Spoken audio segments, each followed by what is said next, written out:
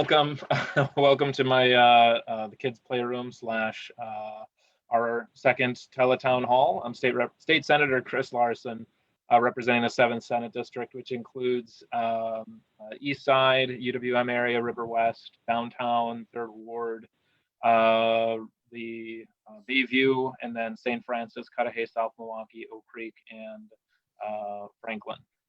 So lucky enough to serve everybody there, and I'm joined by by two of our state representatives today. Hi, everybody. Do you want to introduce yourself right quick, Chris? You're on right now, Jonathan. Go for it. I'll go after you. All right, I'm State Representative Jonathan Brostoff, and I am in the 19th District, which is the East Side, Downtown, Bayview, River West, Third Ward areas. And I just wanted to first off say thank you very much to Senator Larson for putting this together, and to Representative Sinicki for joining us on this, as well as to our wonderful interpreting staff for doing a great job. And as you can tell, I'm wearing my mask today, not as much because I'm out in public or anything of that nature, but more so to make the point that despite what the Supreme Court said, we still have responsibility, and we still need to do our job to protect ourselves and our neighbors during this challenging time. So it's more of a visual reminder for everyone watching that, we still got to do our part, even though I'm incredibly disappointed and upset about what happened with the Supreme Court yesterday, and we'll get into that later, but we still need to do our part. So thank you very much, and Representative Sinicki. Okay. Thank you, Jonathan and Senator Larson. I too just want to thank everybody for taking a little time out of your afternoon to join us here today. A lot has happened in the last 24 hours, and we're going to try to get you as much up-to-date information as we can at this point. But things are changing rapidly, and I think we're all still trying to find our way through the Supreme Court decision and what it all means for our municipalities. So I look forward to answering your questions, and so let's get started, I guess, Senator Larson. For sure. So a lot of the questions were submitted beforehand, so thank you to everybody who contacted us. I will say, if you're watching right now via Facebook Live and you have a question that's not being addressed, you can post it there, and one of the staff will message it over to us. So for those that didn't have a chance to get it in, we'll try and make sure to get to as many questions that you have. And obviously, a lot of the preparation that we did before this was with the order still in place, and so with the state Supreme Court jumping in, obviously that changes things quite a bit. And I know there may be some questions, so we'll try and make sure that that's addressed. Even immediately before this, we had the governor addressing folks via his own press conference with Secretary Designee Palm. So just to give folks a good overdraft of exactly where we are statewide, we have there's been 128,000 tests done. Majority of those have turned up negative. 117,111 have turned up negative. Positive, though, still very high, 10,902. A disproportionate number of those are in our own backyard here in Milwaukee County, 4,092. So 4,395 rather. So that's about 40% of the statewide total is right here. And just in terms of proportion, Milwaukee County makes up about 1/6 of the total state population. So disproportionate number happening here. Hospitalizations are 1,908. So 18% of the total of people with positive cases are hospitalized. And the deaths are at 421, with 229 of those happening here in Milwaukee County, so a disproportionate number right here in our backyard. And so that's the direct health impacts of where things are. Unemployment stats going up until May 9th, from March 15th to May 9th. Total number of our neighbors claiming unemployment is 518,000. Just a hair over 518,000. Weekly claims made is 1,813,938. 97% of claims have been successfully done through the online portal. There's about between 4 and 6 million calls coming through per week. Claimants may wait up to 30 days before receiving funds and or contact from the department because they are severely backlogged. We just had a discussion with DWD yesterday to try and remedy that. Legislators are forwarding 750 constituent requests per day, all the legislature. Adjudication issues are not being bumped in line if you contact legislators, unfortunately, although we are pushing for that so that you can get help. The software is 50 years old, and they're trying to update it. There are 665 new call center employees who will be coming online next week, May 20th, and 125 adjudication specialists will be online by June 30th to help make sure that those the folks are getting the unemployment insurance that they are due. Additional question, I know that there's, if you file for unemployment insurance through the state, you don't have to do anything additional to be able to get the federal sweetener, which is helping to make sure that people are made whole. So that's something that happens automatically once a person is approved for unemployment insurance. Another question, I know we did have, state of Wisconsin did have a 1 week rate waiting period for before a person could file. That was eliminated retroactively. Unfortunately, the feds didn't back up those funds, so 25 million was lost by the state. So it's bad news for the state, but it's still good to make sure that our neighbors are made whole and don't have to wait unnecessarily. Got tons of numbers. I've got tons of numbers on the unemployment in terms of what numbers we're seeing, and I can skip that for now, unless folks are really interested in it. The Supreme Court struck down Safer at Home, so just to give that precedence right away and set the tone. For the City of Milwaukee residents, nothing changes at this time. The health department's stay-at-home order for March 25th still stands. There's a good link Journal Sentinel has where you can link directly to the 9-page order. But basically, if you're hoping to get to a nail salon or a tattoo parlor or go to a movie theater, those are all still closed under this. And the other restrictions are still maintained. Bars and restaurants are only available for takeout service.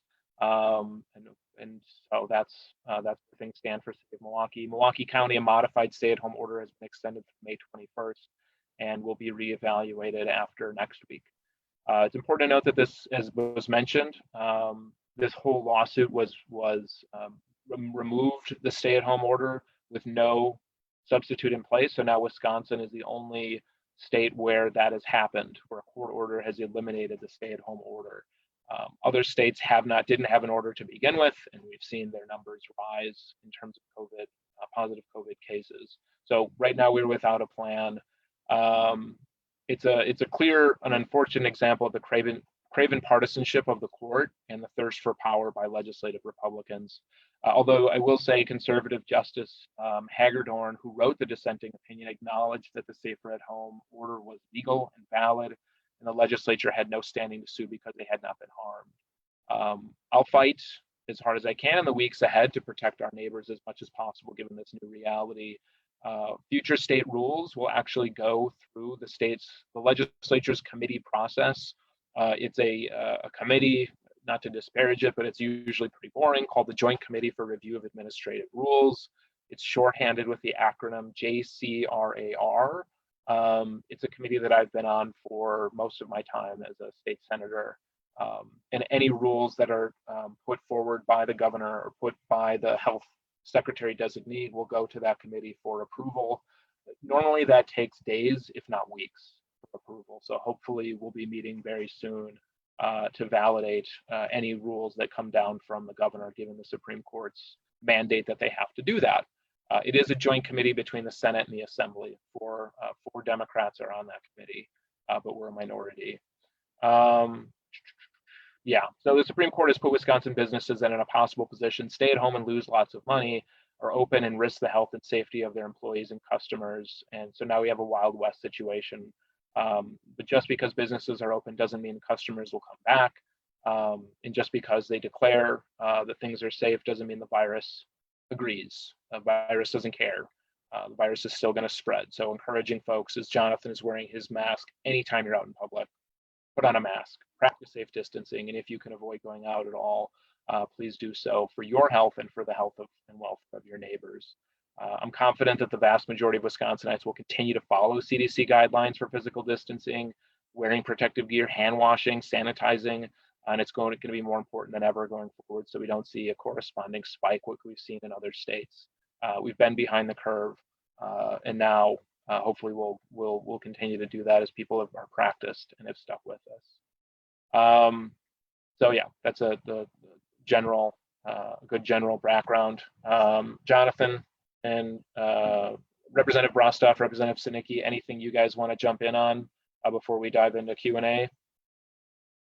Sure. I think that that's a, that you make some very good points that, we'll highlight throughout this. But I mean, basically, we, I still can't even stomach and can't believe what happened yesterday and how the Supreme Court even did this. And there was multiple ways they could have done this, even if they, but I will say that we as a society and as responsible community members have a role to play still, and there's a lot we can do to help out. And one of the things that might come out of this is that we're going to, this is not over just because the Supreme Court made a ruling, as you mentioned. There's going to be a lot of implications. And one of the problems with things, with viruses of this nature, is that they mutate a lot, and there's a reason why we don't have a cure for the common cold, right? So this is not just, this is not going to wrap up. It's kind of magical thinking to think it's just going to be over because, whatever, the Supreme Court made this decision or anything like that. And we're going to have a mentality for a long haul, a longer plan on this, and we all have to play a role in that. And we have to adjust some things to make sure that that's being met, because it's not over just because it's summertime or people want to go out or it's nice weather and like that. That doesn't mean it's over. So we're really going to have to adjust our thinking, and I think we have to kind of shift for that, and that's something I just wanted to emphasize. All right, Representative Sinicki.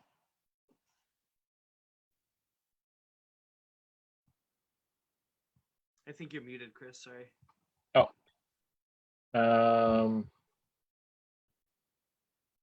Chris, you're still muted.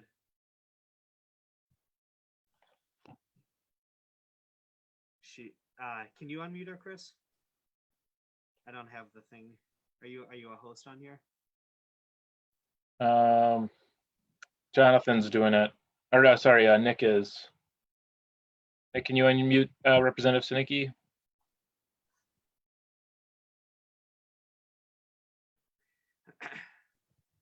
Okay, we'll come. I think I'm good now. Oh, am I unmuted now? You're good. Yes. Yeah. Okay, first of all, I'm going to apologize right up front. I have a dog that does not like me when I don't pay attention to him. So if you see me leaving to go to the door to let him out, or I mute myself, it's because of him. So, I have nothing more to add than what the Senator and Representative Brostoff have added right now. But I do have a lot more to say as we get into the questions. So thanks. Mute me, please. Awesome. I think they're proving the point right away.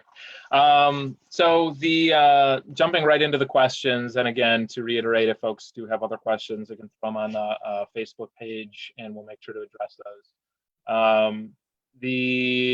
So one of the first ones, will more testing be made available? And right now, Wisconsin is continuing to ramp up testing efforts to help fight the epidemic. Testing, along with contact tracing and physical distancing, are our best ways forward until and if a vaccine is developed for widespread use, which is a long ways off, if ever. Initially, testing wasn't available in nearly the numbers that were needed. Now capacity has increased dramatically to over 13,000 a day as of the 13th. 2 National Guard staffed testing sites are open in Milwaukee, and one is in Walgreens on 6th and Oklahoma. So we're getting there. So if you feel like if you want to be tested, I encourage you to check that out. I think I don't know if other representative has direct experience. I thought maybe you guys went and checked it out to see what the testing sites were like. But they are ramping up, and obviously it's key and important to making sure that the economy and people can return back to normal. Yep. And Senator, if I could, I actually was invited to go to the Walgreens on 6th in Oklahoma. I didn't actually have the test done, but I did go through the process, and it's very quick and very easy. They no longer do the long one that goes up into your sinuses. It's just a very short test, boom, boom, boom, and you're out of there. So do not be afraid to do it. It's very painless. Good point. Good. Awesome. Nice one. Thanks, Representative Sinicki. Representative Brostoff, you want to jump in with a question answer? Sure. So the next question we have is, how many tests are being performed each day in Wisconsin, and what would an ideal number be to ensure that we are accurately counting and tracking the cases? Excuse me. So the governor and DHS basically set the goal of 85,000 tests each week, and we have been able to ramp up to meet that capacity recently. Though Wisconsinites aren't currently using all the testing sites available, and DHS is asking people to proactively go out and get tested, especially if you have symptoms, so that they can get proper data and get the right reading. As was previously mentioned, there are additional testing sites that are now available. Milwaukee has kind of two larger ones. The north side one is over at the Midtown site, and the south side one is over at UMOS. So we have a north side location in Midtown, south side location at UMOS, but we do have the smaller testing facilities as well, such as the one Representative Sinicki referred to off of 6th in Oklahoma that she got to visit. And we also have things like the Shalem Healing Center over on the east side. So there are some smaller facilities you can utilize as well. But yeah, as Representative Sinicki said, we highly encourage people to do so and to be active with it because the better data we get, the more information, the better off we'll all be. And if we could have gotten accurate capacity for testing and got that federal support from the beginning, we'd be so much further ahead right now. We could be miles ahead of where we're at. So last but not least, we do have the current testing numbers and a ton of other really helpful information over at DHS's website. And we'll drop that in the notes, but it's just dhs.wisconsin.gov/COVID-19. And you can find the data, you can find the cases, and the historical data that we have on there, how many tests are being done, all that information. They're also, I think, through Twitter and some other social media spaces, sending out regular updates of the information that they're getting as well, so that people can have that as immediately as it's made available to them. And next question will go to Representative Sinicki.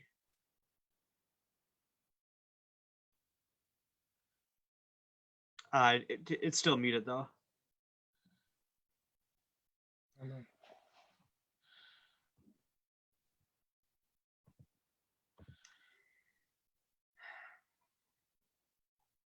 Hold on one sec. Nick. Oh, wait.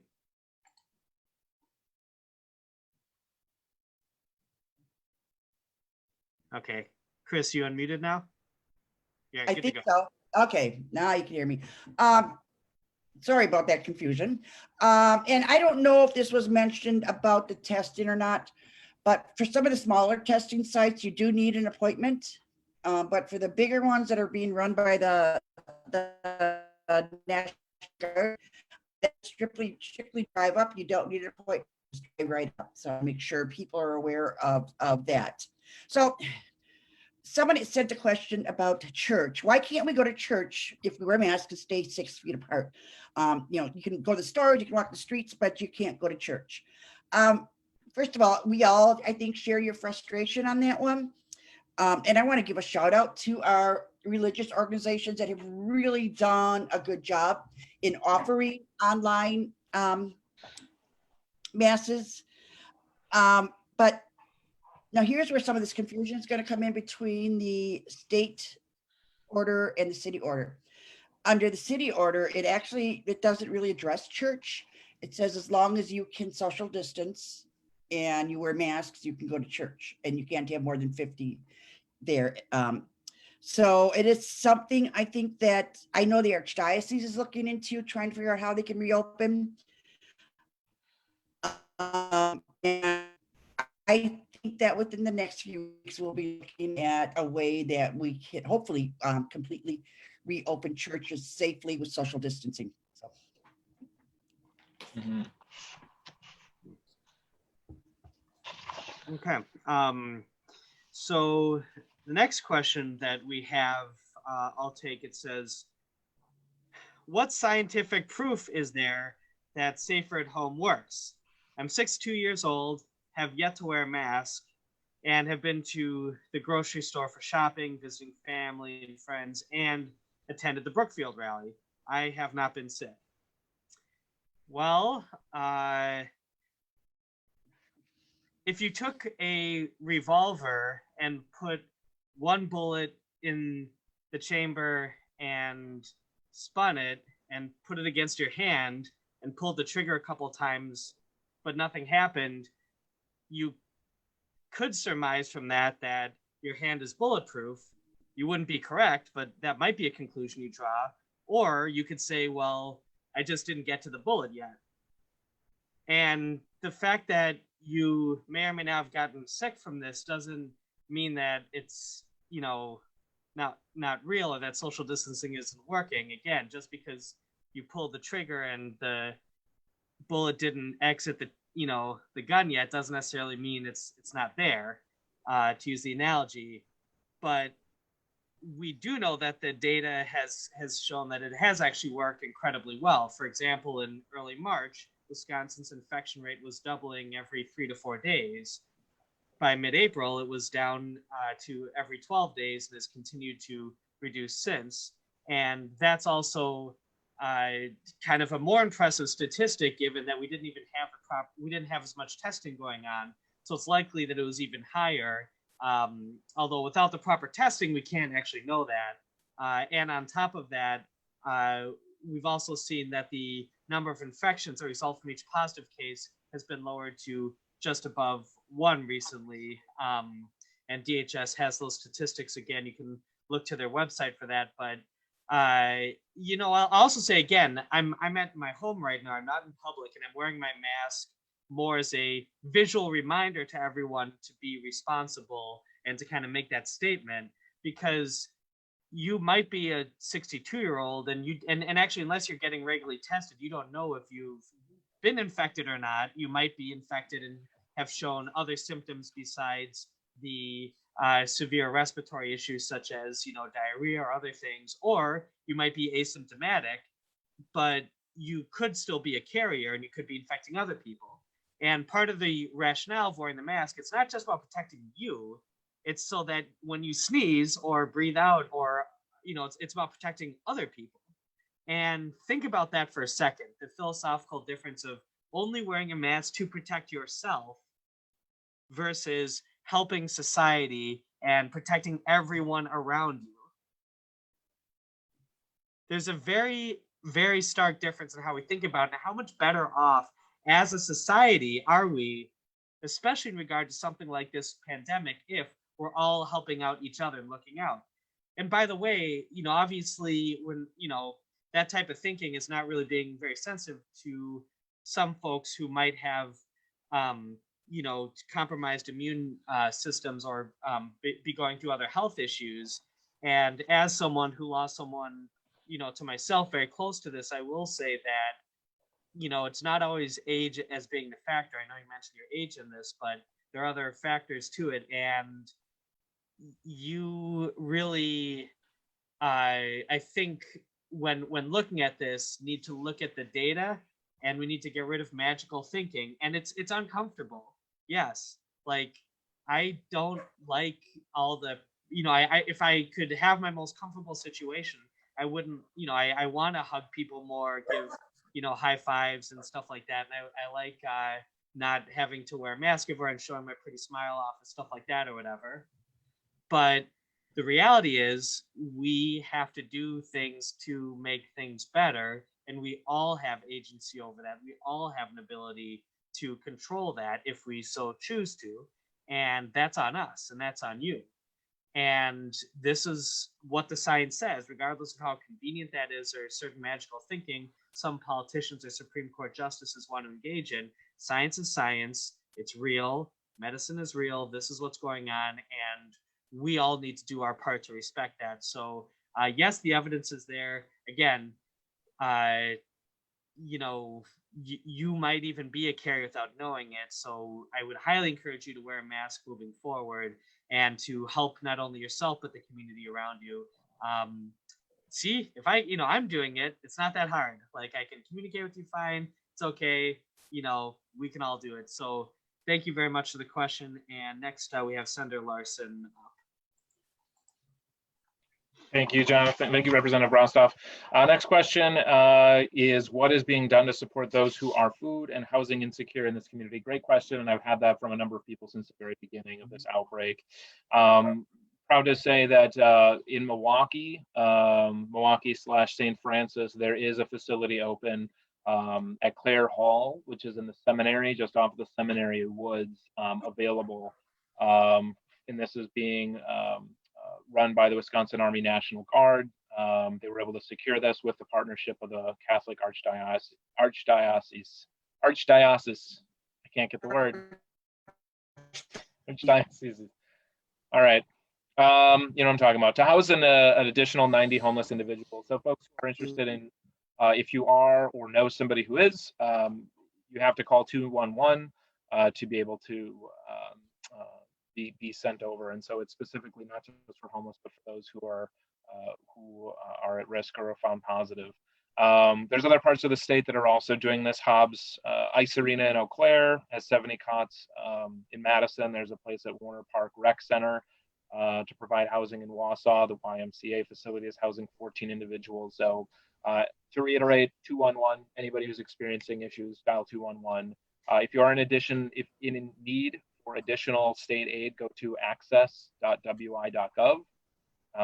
There you can determine your eligibility for Badger Care, Food Share, and other state programs. Again, the website is access.wi.gov. And next to Representative Sinicki.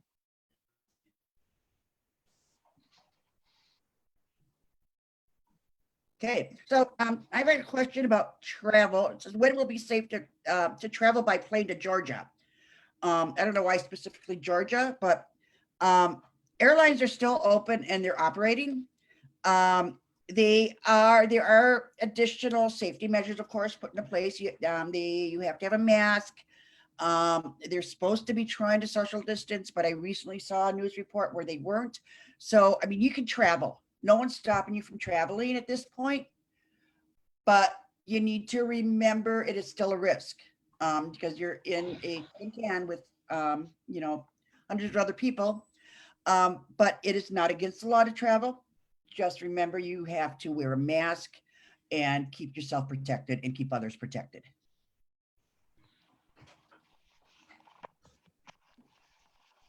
I think the next one goes to John. Yep. Thanks, Representative Sinicki. And my question is also about travel. It says, what additional recommendations do I need to be kind of when I leave Wisconsin in June to travel to another state? So first off, I mean, different states have different rules. Some, you're going to go to areas that do require masks. Some don't. You're going to have different regulations. So it might be worth, depending on where you're traveling to, just checking in to make sure you're in compliance and keeping up with the CDC guidelines as well. And DHS reports that the travel recommendations are likely going to remain similar to what they are currently. Again, nothing really changed except that the Supreme Court went in and undid the rules that the Republicans put in place for Walker that they asked to take out of place for Evers. Nothing else really changed. So again, that's, staying at home, monitoring yourself for symptoms after 14 days of returning, maintaining 6 feet of distance from others, during and after your trip, all the social distancing stuff, wearing a mask, etc. But yeah, I mean, the same stuff that we've been doing will maintain. And I'll also just say this: I think one of the interesting insights from this whole experience is that we're probably going to learn a lot of stuff from this moving forward. Representative Sinicki spoke about airplane travel recently in our comments, and one of the things that's going to happen is if people are going to keep traveling by airplane, they have to clean those things. Like right now, it's because of the nature of the profits and how the system that they're under and the pressures that it is, and how they operate, and some might say a lack of proper regulation in this area. They're just like you hop on, you hop right. They're these huge tin kind of carriers, if you think about it like that in a global pandemic sense, and that's not good. That's not even good when we don't have a global pandemic. That could be spreading tons of diseases that probably we as a society should take a step back and reevaluate how we're operating and what we're requiring as far as safety measures. So there's going to probably be some long-term changes that are going to exist well after this not that aren't just going to go back in a couple months, but are going to be the case, the reality moving forward. And that's not necessarily a bad thing. There are things we could do to be saving more lives now. For example, one of the things I get a lot from people who are kind of challenging me around coronavirus issues and taking safety precautions is, well, don't you know how many people die of the flu every year? It's like, the flu's not some magical force of nature that no one has any control over.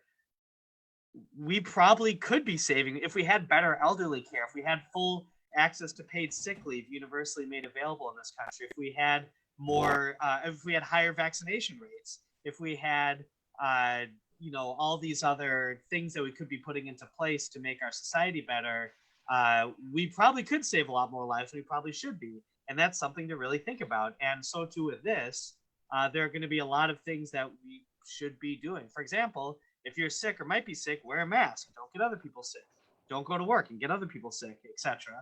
So yes, again, as far as the specific question, the recommendations, check out DHS, check out the CDC, the World Health Organization, because those will pretty much likely be the same even in June. And make sure that you're also checking into the areas you're traveling so that you're properly following their local rules as well.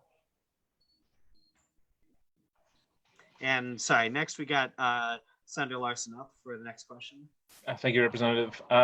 Next question is, do you think that local school boards in Wisconsin should be allowed to make their own decisions as to closing and opening schools? And I would normally say in normal circumstances, yeah, that's how it works.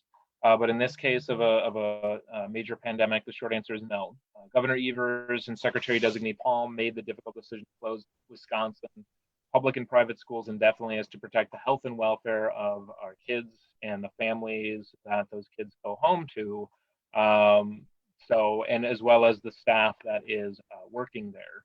So during a state of emergency such as this in our state constitution, it clearly relies on the governor and health secretary to make crucial decisions to protect the welfare of the public.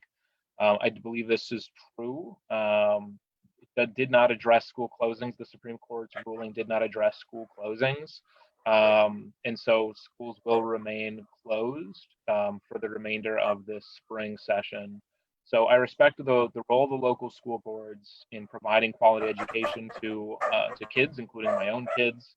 And I think it's important to have to make sure that we're supporting our school districts by having this uniform policy so that schools don't have to make difficult decisions. So that's that is where things are on this. So we'll and I think the other thing that we've kind of touched on too is I think there's a belief that the people who are positive or people who test positive are going to be people you can eyeball and see, like they're going to have the cough, they're going to have symptoms that are easy to identify. But The fact is there are a number of folks who are asymptomatic, meaning they're not exhibiting symptoms. And one of the things that I think is a misnomer is that kids are immune. A lot of the kids can carry the virus and be asymptomatic and be able to carry it on to people. So that's one of the major reasons why it doesn't make sense to reopen schools at this time. Moving on to talk about unemployment insurance, State Representative Sinicki. Okay. And I know Senator Larson touched on a lot of these issues at the beginning. So I'm going to try to piggyback off of some of the things that he's already said. So the first question is, I filed for UI insurance and have not yet to receive $1. So first of all, if you're in that situation, you can email any one of our offices and we can contact the department and try to figure out where your claim is. And when you do that, we are going to need your full name, mailing address, residential address, and the best way to contact you and the original date of your filing.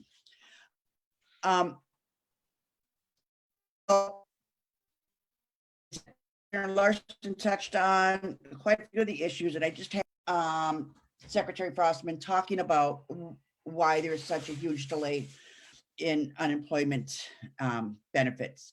And as Chris said, we are dealing with a 50-year-old. This is my husband, everybody. Oh, sorry. Welcome to home life. Yeah, well, I'll be around more. Yeah, he just got laid off, so this unemployment stuff is going to be in my home too. But anyhow, so we're dealing with a 50-year-old mainframe that actually was slated to be upgraded, and then the pandemic hit and it got put off to the side. So that's still in the works. And as the senator said, they have hired hundreds of people to work in a call center that will be opening next week. And we have asked that those that have already filed, like March yet for their cases be resolved first. I cannot imagine living day to day not knowing if you're going to put bread on your table tomorrow. We are in some very trying times, and we are here to try to get things moving for you and to try to help you with these issues. So again, just contact us. I can't guarantee you we're going to get your case moving faster, but normally if it comes through a legislator, you can get it done a little faster. The department's now saying it could be up to 2 weeks before we even get a call back. So just be patient. I think once the log jam is broken up, things will start moving very fast. So here's another very similar one. I haven't received my unemployment benefits and not even the $600 in addition. If you have not yet received your benefit or the $6, you will receive all the back pay that you have coming to you. So that'll be coming to you. But again, it's all, we were handed a department that was basically gutted in the last 10 years. And we're trying to rebuild it. Nobody expected this to happen. So again, just shoot one of us an email and we will try to get your case going. And the last one on UI benefits is, why can't people who are in the process of looking for work and worked all their life not allowed to collect unemployment during this time period? So, and actually, if you've already been on UI benefits and you're looking for work and they ran out and you're still unemployed, you are eligible for another 13 weeks of unemployment insurance. And again, just if you think not sure, just get in touch with one of our offices and we can check it out for you. I don't want anybody to, we don't want anybody to suffer through this. And we are really trying to work with the department and work with our constituents in the best way that we can to get things moving. And I know Senator Larson and Senator Brostoff are dealing with the same thing. I have one of my staffers is devoted full-time just to work on the UI issues because they are coming in so fast. So just, we're getting to them as fast as we can. And I can, I want to promise you, but I can't, that once this log jam is freed up, things will start moving very quickly. So, okay. And the next question is going to go to Representative Brostoff.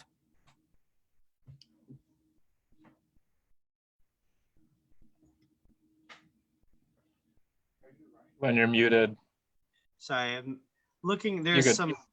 There's some captioning issues we're having right now. I'm not sure why. The captioning should be on. Looking at it right now, and it even shows the captioning, the little blue thing designating them as the captioner for this meeting. So, yeah, there might be something on the other end. Okay. Sorry, I'm also doing the host role here. So next question we have is also around unemployment. So if the next question we got is if self-employed individuals who had regular employment within the 18-month time frame required by UI to qualify for unemployment are eligible for regular unemployment, will we be able to get FPUA even if it ends?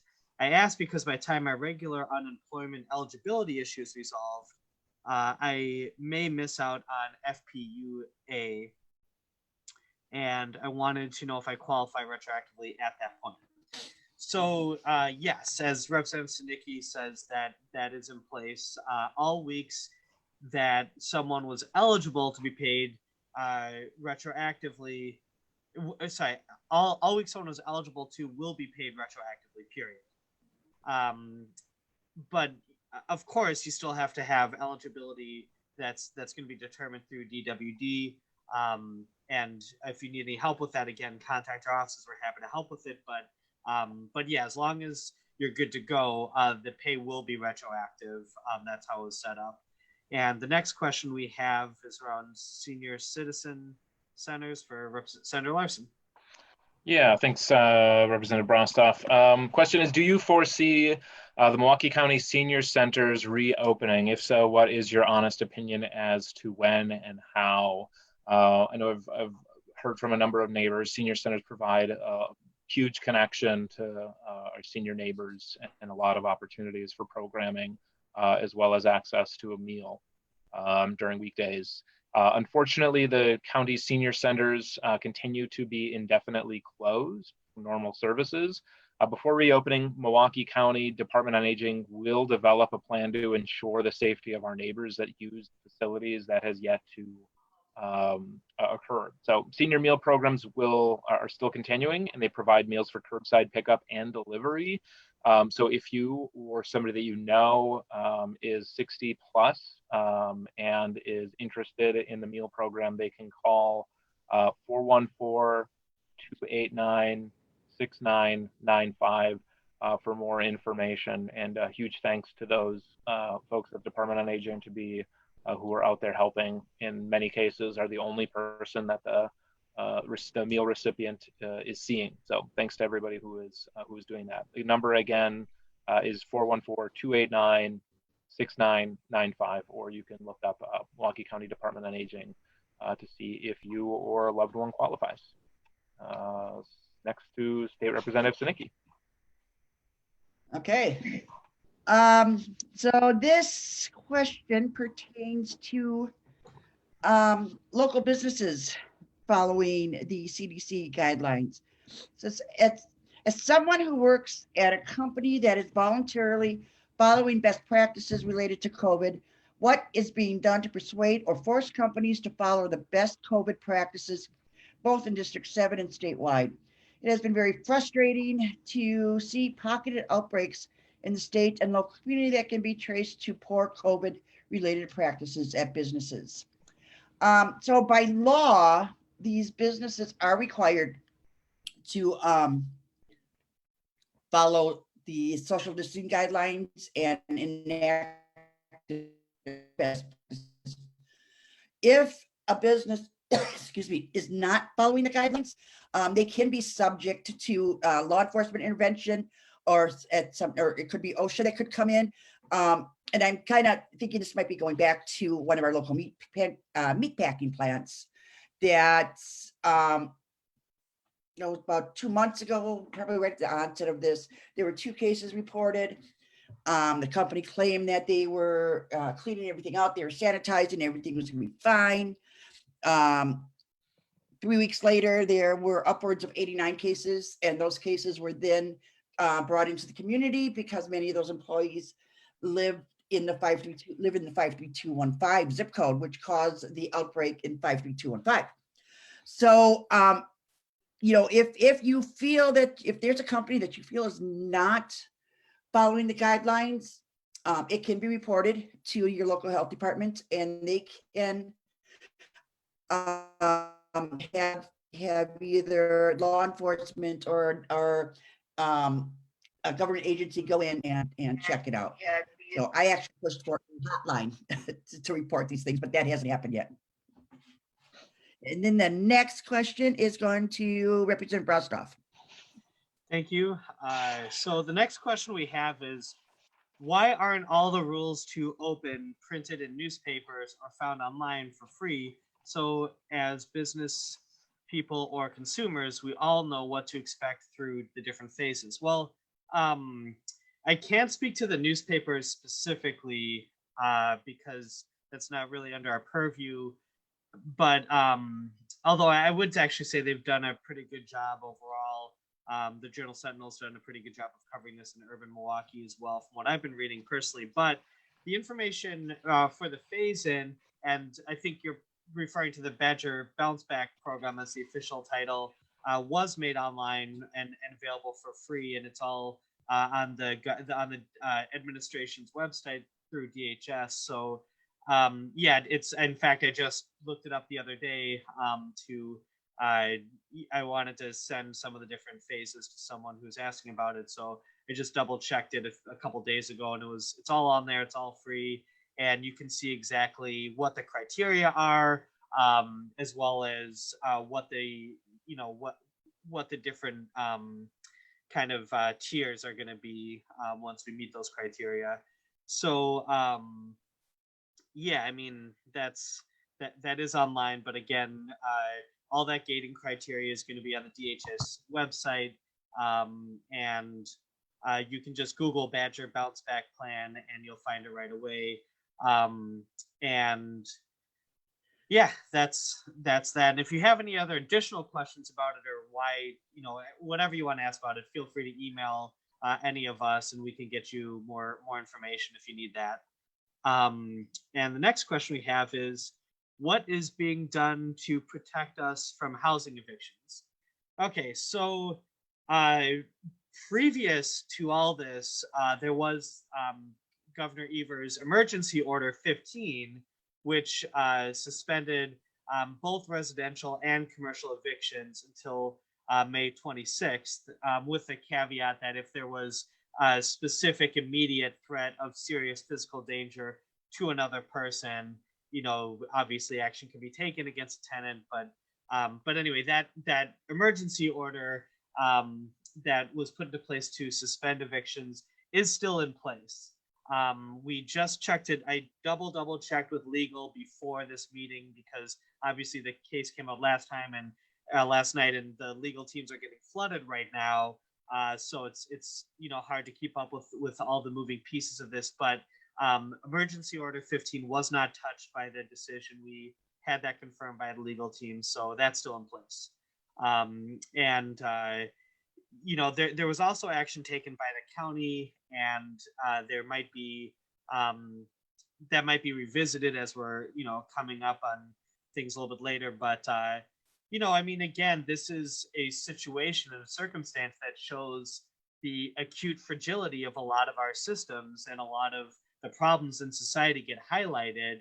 And if you push a little too hard on any of these issues, whether it's housing, food access, medical access, etc., you push a little too hard and things are going to break. And I think that one of the big lessons we need to take away from this is why is that, and how can we move forward as a society where these little these little breaking points all over, these little fractures all over our society, we shouldn't have them there.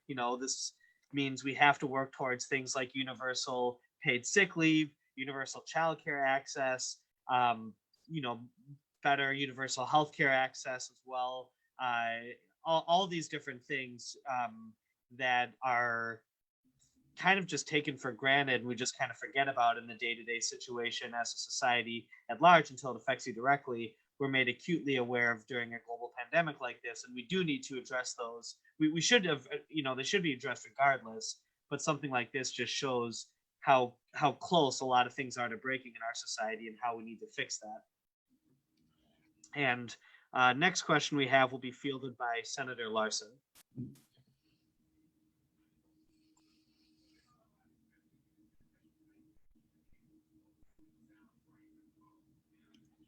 All right, there we go. Thank you. Yeah, so next question, and yeah, is I am appalled and disgusted at the behavior of Voss and Fitzgerald. For those that don't know, Voss is the Speaker of the Assembly and Fitzgerald is the majority leader in the state Senate. However, they are not from my district, so I cannot vote them out. By virtue of their positions, they represent all citizens of Wisconsin, but most of us have no say. What can be done? I email them repeatedly, but I'm sure they know, I'm not one of their constituents and are likely to ignore my comments, even though they are sent with courtesy and respect. So yes, we are all very frustrated by these two, Voss and Fitzgerald.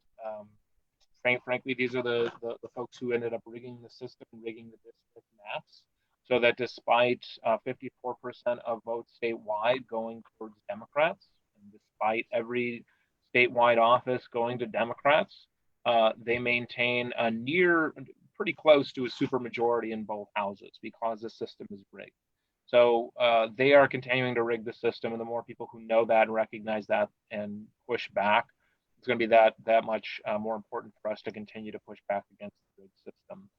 You can reach out to your legislators. If we are your legislators, it is the right thing to contact us. We're the folks that you have the most weight with. Encourage you to contact them regardless, even if they're not responding. We can reach out to Voss and Fitzgerald to push. We can coalesce around or build a coalition to push back on key issues. We can push in the press. And then if you have friends and family who are in their districts, Voss is in Rochester, which is western Racine County, and Fitzgerald is over in Waukesha, west side. Those are folks that they should respond to. But it is wildly frustrating that that there's a couple of folks who are able to hold undue weight with the future of our state, and especially at this time in the midst of the global pandemic, are playing politics with people's lives. So we join you in your frustration, and are hopeful that we're able to have more of an impact and more of a voice moving forward. But because they're not listening to us, doesn't mean we stop talking. It just means we speak louder and we get other people to speak with us. Next up, State Representative Chris Sinicki. Okay, so let's see. Why isn't the stay-at-home order being enforced via city police? So the order, under the order, it was local law enforcement that was responsible for enforcing the order. Now, in some areas, law enforcement was enforcing it, but in other areas, it wasn't. Like if you take a look what happened in Racine County, you had a sheriff down there that decided he didn't support the order, so he wasn't going to enforce it. Now that it is the city order, and basically, all the municipalities around Milwaukee and Milwaukee County have their own orders. It'll be up to their own local police departments to enforce it. And I would suggest if you see something that is not in line with the safe at home order, that you contact your local police and ask them to please intervene. Oh, I just spun my computer around. Let's see. The next one goes to Representative Brostoff. Thank you. Yeah, we got a couple left. We'll wrap up and then we'll move on to the next phase.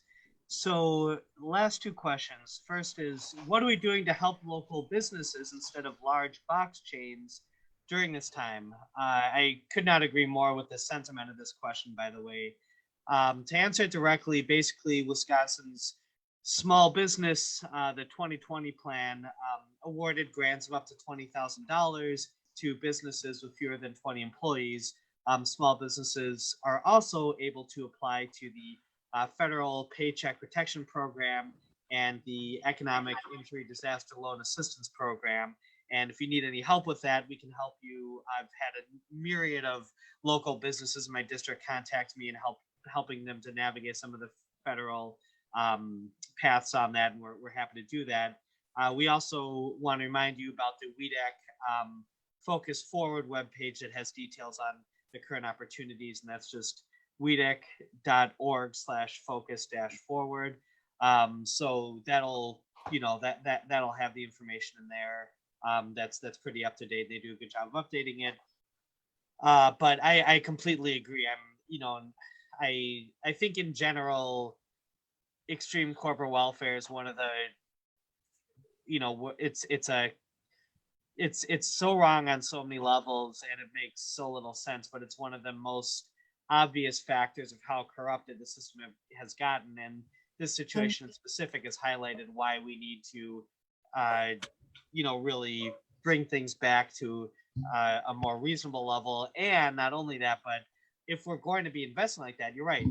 The Walmarts of the world don't need that money. To small local shops, and I have the city of Milwaukee in my district, and we've got plenty, but also even in other municipalities like with Representative Sinicki in South Milwaukee or Cudahy and Senator Larson, a lot of these local mom and pop shops are hit especially hard during times like this. So yeah, I couldn't agree more. And then the last question we got is why the state is not helping the minority business with ITIN number owners. I'm going to try to answer that directly, but I don't know if that's actually correct. I don't know if I necessarily agree with the premise of that question, because we do have programs that are specifically aimed at minority-owned businesses that include ones that ITIN businesses are eligible for. So I would highly recommend checking out the new Ethnic Minority Emergency Grant that, again, ITIN businesses are eligible for. And you can go through the WEDAC website on that. And it just talks about their minority business development program. We could definitely be doing more on that front, but I wouldn't say, I don't know if I agree that there's not any help for those minority business owners, because that's not the case. So looks like we're switching interpreters again. Thank you, Justin. So we'll take a quick break on that. And I believe that wraps up our Q&A section. Senator, were there any other ones? I don't know if your staff had any other ones that we missed in here that we're going to go over. Yeah, so the staff has been addressing those directly online on the Facebook page. So you can get to that through either the representatives, but it goes directly to the Senator Chris Larson page. So there's been a robust conversation going over there as questions are asked and answered over there in real time. So those were hit. So if folks are interested in finding even more information and links, a lot of the links that have been referenced through the course of this conversation have also been posted there to different websites that can help you with further assistance. So with that, I think we'll each do an individual wrap up. I'd say continue to make sure that you are safe. If you are going out in public, make sure that you do have a mask. If you don't have a mask, and it doesn't have to be a store-bought anything. There is a helpful guide on how to make your own mask out of a t-shirt by folding it and using a couple rubber bands. Something as simple as that can work. Even just covering up with a cloth on the way out can be extremely helpful. I think of this morning, I went for a run with my kids. They biked and I pushed one in the stroller, so not everyone was running. But we finished up, went to the bakery, and we always bring masks when we go in. My daughter forgot hers, and so she just tucked her face under her shirt as she walked in. It was a temporary situation, but even something as simple as that, you know, just having something. And again, it's to make sure that if you're coughing, if you're sneezing, that it's not projecting out. Even with the mask, you want to keep 6 feet of distance from folks. You want to limit your contact, your direct contact with people. And you, as much as possible, should be staying away from public situations altogether. Wash your hands, sanitize, and if you don't have to go out, don't. Exercise is still safe. You can do that. Essential travel is still okay, but we're not out of the woods on this, even if some folks are hopeful that we are, until there is a recognized and realistic treatment, and until there is a vaccine, and until there is best practices that everybody's following. We're going to be stuck in this situation for a while. So continue to be safe. And with that, I also want to make sure to say, continue to reach out to our offices. And I want to say congratulations to the class of 2020. I know my office sent out letters. Yeah. We sent out letters congratulating recent graduates from UW-Milwaukee, and also have a couple of recordings going out to some of the classes. So congratulations. What a heck of a time to be alive. And with that, I'll kick it over to State Representative Chris Sinicki. Okay, first of all, thank you all for joining us today, which, right now this seems to be our new normal. Senator Larson again talked about the importance of wearing masks and, practicing social distancing and washing your hands. None of us want to lock you up in your houses. Let's put that right out there. We want you to be safe, and we want everybody to practice really healthy guidelines. When I go out, I'm just gonna wear a mask when I'm just going out for a walk or whatever. But if I'm going to a store, I have my mask on. If I'm going to pump gas, I have a mask on and I have my gloves on, because they have said that a lot of the virus is being picked up that way from gas station pumps. It just takes common sense when you go out and do stuff. And I just completely lost my train of thought right now. But no, you just use common sense. Use common sense. We can live our lives. In this part of the city, we've been really lucky that we haven't had a lot of big outbreaks. If you look at the maps, there's a few pockets here and there, but I think that's because we are a community that cares about each other and follows the rules. And I think as long as we keep doing that, we will get through this. But we have to just keep following the rules and do what is best for your loved ones. Earlier today, I posted on Facebook why I wear a mask. I don't wear it for myself. I wear it for those around me, because a mask is not going to protect me. It's going to protect those around me. Right now, I'm pretty sure I don't have the virus, but you never know. So just take those precautions, and please reach out to any of us if you need some help with anything. We are always available, and we're here to help you out. So enjoy the rest of your day, and thank you so much for tuning in. Jonathan, I think it's your turn. All right. Well, thanks, Representative Sinicki and Senator Larson. I completely agree. I also want to give a big shout out to our captioner and our interpreters for their incredible work and making this more accessible. So thank you very much. And thanks for being with us today. And thanks for all of your interest in this important subject. I guess everything's kind of been said that I wanted to touch on. So I'll just leave with this. I think a lot of people right now need a reality check. And there are, unfortunately, some really magical thinking, kind of ideological stuff going on, but science is not magic. Medicine is not magic. This is not, even if someone wills it really hard, reality is reality. And we have to understand that even if we do get a good vaccine, this is likely going to be with us for years. If you think about the viruses that we've actually eliminated, what do we have? Smallpox. I mean, coronaviruses specifically tend to mutate very rapidly, and this is a complicated, tough situation that is going to change things.